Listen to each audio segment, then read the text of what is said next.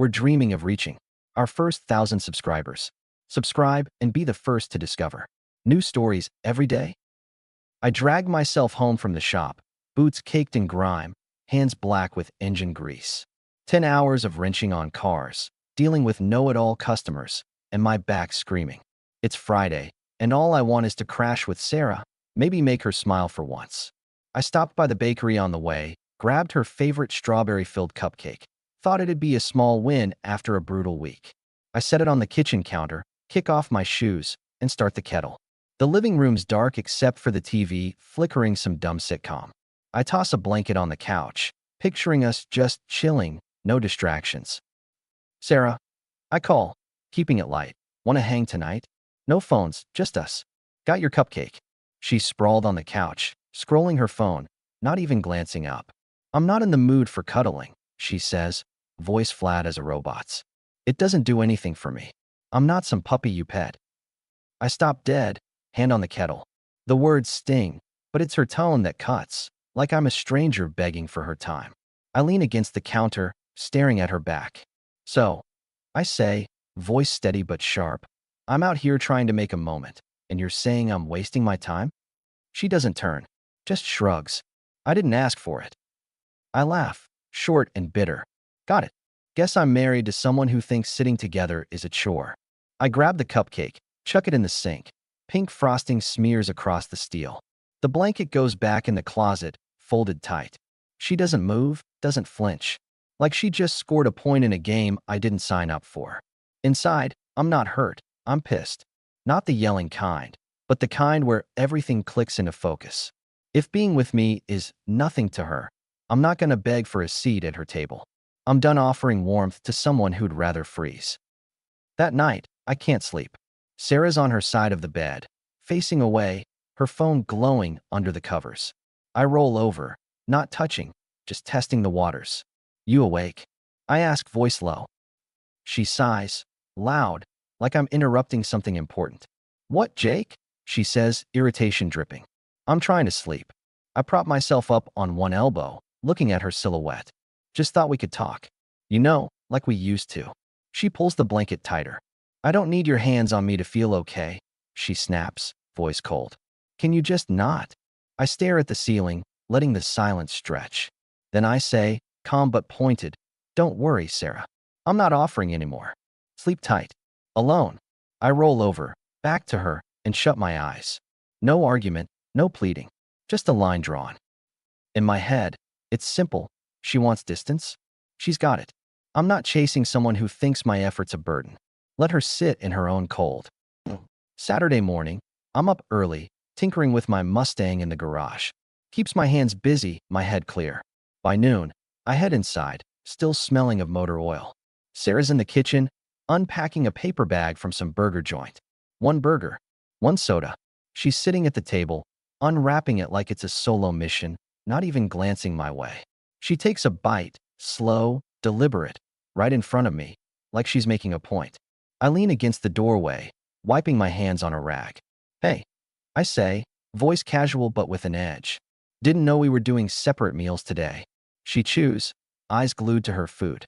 I wasn't that hungry, she says, voice flat, like it explains everything. I raise an eyebrow, step closer. Right, so you got enough for one, but not for the guy who's been busting his ass all week. My tone's calm, but it's got teeth. She finally looks up, but it's that blank stare, like I'm a coworker she barely tolerates. You could have grabbed something, she says a little sharper now. I'm not your mom. I nod, slow, letting her words hang. Got it. I say, voice low and cold. Guess we're feeding ourselves now. Like adults. I walk over to the light switch, flick it off. The kitchen goes dark, just the faint glow from the window. Enjoy your lunch, I say, turning away. I head to the living room, leaving her sitting in the shadows. If she wants to act like I'm not here, she can eat alone in the dark. In my head, it's clear, she's not just forgetting me, she's throwing it in my face. Fine, I'll throw it back. Sunday morning, I'm in the laundry room, sorting my clothes. Just mine, shirts, jeans, socks, all in neat piles. Sarah's stuff is still in the hamper, untouched. I'm not her mate. I'm tossing my load in the washer when she walks in, arms crossed, eyeing the pile. You're only doing your stuff? She asks, voice sharp with accusation. I don't look up, just keep sorting. Yup, I say, calm but firm. Figured we're handling our own shit now. She scoffs, loud, like I'm being ridiculous. Are you seriously being childish now? I stop, turn to face her, leaning against the washer. Nope, I say, voice steady and cold. I'm being practical. You're not my responsibility, Sarah. You made that clear. I hit start on the machine, the hum filling the silence. You need something washed, the hamper's right there. Her face tightens, like she's waiting for me to back down. I don't. She grabs her clothes, muttering under her breath, and storms out. I don't follow. In my head, it's simple. She wants to play independent? Let's see how she likes doing her own laundry. Monday evening, I'm grilling some chicken in the kitchen, just for me. Sarah's at the table, picking at a salad, her phone propped up with some video playing low. She looks up, sets her fork down, and says, voice casual but with a bite, Lisa's husband just surprised her with a weekend trip to the coast. You used to do stuff like that. I flip the chicken, don't even glance her way. Lisa probably doesn't treat him like a kitchen appliance. I say, voice calm but sharp. That helps. She bristles, sitting up straighter. What's that supposed to mean? She asks, voice rising with irritation. I turn, lean against the counter, meeting her eyes. It means effort goes both ways, Sarah. You want surprises? Try acting like you give a damn first. I pause, let it sink in. I'm not your errand boy, and I'm done performing for someone who doesn't show up. She stares, mouth tight, like she's trying to find a comeback. You're blowing this out of proportion, she says finally, voice sharp but shaky. I shake my head, turn back to the grill. Nah, I'm just seeing it for what it is. You want a guy like Lisa's? Go find one. I'm not auditioning. I plate my food, grab a soda, and head to the living room. She stays at the table, silent, her salad untouched. In my head, it's clear. She's trying to guilt me with comparisons, but I'm not biting. If she wants to play games, she's playing alone. Tuesday's Sarah's birthday. Normally, I'd go all out, plan a dinner, hide little notes around the house, maybe set up a scavenger hunt to make her laugh. This year, I'm done playing the fool. I grab a generic card from the gas station and a box of chocolates. Cheap ones, the kind you get at the checkout. I set them on the kitchen table and wait, sipping coffee. Sarah walks in, sees the setup, and her face tightens. This is it, she asks, voice sharp with disbelief. I lean back in my chair, meeting her eyes. You said being with me doesn't give you anything. I say, each word slow and deliberate. So I figured, why waste the effort? Her friend Lisa's there, clutching a bottle of sparkling water, mouth half open like I just spat in her coffee. Jake, seriously? She says, voice all high-pitched judgment. It's her birthday. I turn to Lisa, smile cold. Yeah, seriously. If my effort's just noise to her, I'm not burning energy on it. I look back at Sarah. You want more? Maybe try meeting me halfway. Sarah's eyes narrow. You're being petty, she snaps, voice loud with irritation. I laugh, loud enough to make Lisa flinch. Petty? Nah, I'm just listening to you. You said it yourself. No point in me trying, right? I stand, grab my keys. Enjoy the chocolates. Sarah storms to the bedroom, doors slamming so hard the walls rattle. Lisa stares at me, gripping her bottle. You're kind of an asshole, she says, but it's weak, like she's not convinced. Better than being a doormat. I shoot back, heading to the garage. Later, me and Lisa eat those chocolates in silence. Sarah doesn't come out. In my head, it's not about winning. It's about stopping the game. She wants to act like I'm invisible? I'll show her what that really feels like. Wednesday, we're at a barbecue at our neighbor Tom's place. He's a retired firefighter, good guy, always hosting these block parties with burgers and lemonade. Sarah's there, holding court with her usual crew, Lisa and another friend, Karen, who's always got an opinion. I'm by the grill with Tom, flipping burgers, keeping it light, but I can feel Sarah's eyes on me from across the yard. Lisa walks over, all fake concern. Jake, you guys okay? Sarah's saying you've been distant. I laugh, loud enough for heads to turn. Distant, I say, keeping my tone easy but pointed. Lisa, she told me straight up, she doesn't need me around. I'm just giving her what she wants. Tom raises an eyebrow, stays quiet. Lisa flushes, stammers. That's not what she meant. Then she should say what she means. I cut in, voice calm but slicing. I'm not a mind reader. If she wants something different, she can use her words. Like an adult. Karen chimes in, leaning in with a smirk. Well, if you're not happy, why don't you do something romantic for her? Step up. I turn to Karen, smile cold. Romantic? Like what, Karen? Another cupcake she doesn't want? Or maybe a weekend getaway she'll spend on her phone? I shake my head, flip a burger. I'm done throwing pearls at someone who'd rather have dirt. Sarah's across the yard, talking louder now, her voice carrying. He's doing it on purpose to punish me, she says, loud enough for half the party to hear. She's looking at her friends, expecting them to nod along. Tom snorts, keeping his voice low so only I hear. Punish? Maybe he's just tired of being the only one trying. I glance at him, nod. Exactly. Across the yard, Karen's face shifts. She's not jumping to Sarah's defense like usual. Lisa mutters something to Sarah, who snaps back. What? You're on his side now. The group goes quiet, and I can see Sarah's grip on her narrative slipping. Sarah storms over, face tight. Jake, she says, voice low but sharp, like she's trying to keep it together in front of everyone. Can we not do this here? I meet her eyes, calm as ever. Do what, Sarah? I'm just answering questions. You got something to say it. I'm right here. She hesitates, glances at her friends, then back at me.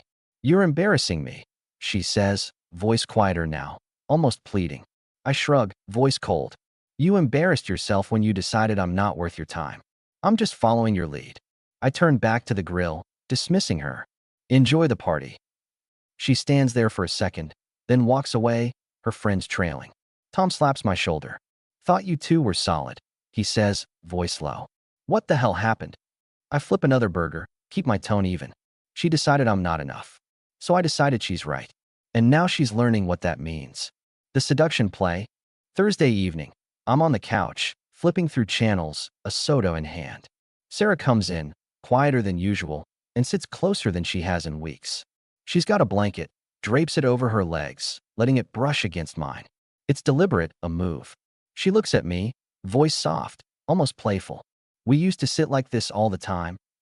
I don't move, keep my eyes on the TV. Yeah, I say, voice flat. Before you decided it meant nothing. Now it means nothing to me too.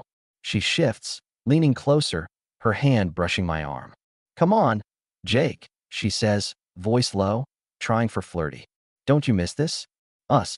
I set the soda down, turn to face her, calm but cold. Miss what, Sarah? You ignoring me while I do all the work? Or you acting like my touch is a chore? I stand, stepping away from the blanket. You don't get to flip the switch when you're lonely. Respect doesn't work like that. Her face tightens, but she tries to keep it light. I'm just trying to be close, she says, voice cracking a little. I shake my head, grab my jacket. Close starts with giving a damn. You're a little late for that. I head to the garage, leaving her on the couch, blanket slipping to the floor. In my head, it's clear, she's not offering love. She's offering a bandage. I'm not bleeding. Friday at the shop, I'm under a truck, tightening bolts, when my coworker Ray swings by. He's an older guy, been at the shop longer than me, always got a joke ready. He leans against the toolbox, grinning. You're looking lighter these days, Jake. Sarah finally leave you alone. I slide out, wipe my hands, and stand. She said I don't give her anything. I say, voice calm but sharp. So now she's got nothing. Ray laughs, loud and rough. Damn, man. That's cold. But I get it. You can't keep pouring into a bucket with a hole in it. I nod, grabbing a wrench. Exactly. I'm done being the one who plugs the leaks. Ray shakes his head, still chuckling. You're a hard-ass, Jake. But I respect it. Some women don't know what they got till it's gone. I shrug, get back to work. She's learning. In my head, it's not about being a hard-ass. It's about knowing my worth. Ray sees it. The rest of the shop's starting to notice too. Thursday night, a week later, I'm in the kitchen, washing dishes from my own dinner. Sarah's been quiet all day, moving around the house like a ghost. She comes in, leans against the counter, arms crossed. You're making this a lot harder than it needs to be, she says, voice soft but with an edge, like she's trying to guilt me into softening. I dry my hands, turn to face her, calm but firm. Hard is what you created, Sarah, I say, voice steady. I'm just showing you the cost. She frowns, stepping closer. I said I was sorry, Jake. What more do you want? I lean back, meeting her eyes. Sorry doesn't undo you acting like I'm invisible. It doesn't fix you treating my effort like a chore. You want me to stay? Give me a reason that's not just you being scared of the quiet. Her face tightens, and she raises her voice, frustration breaking through. You're punishing me for one comment. I laugh, short and cold. One comment?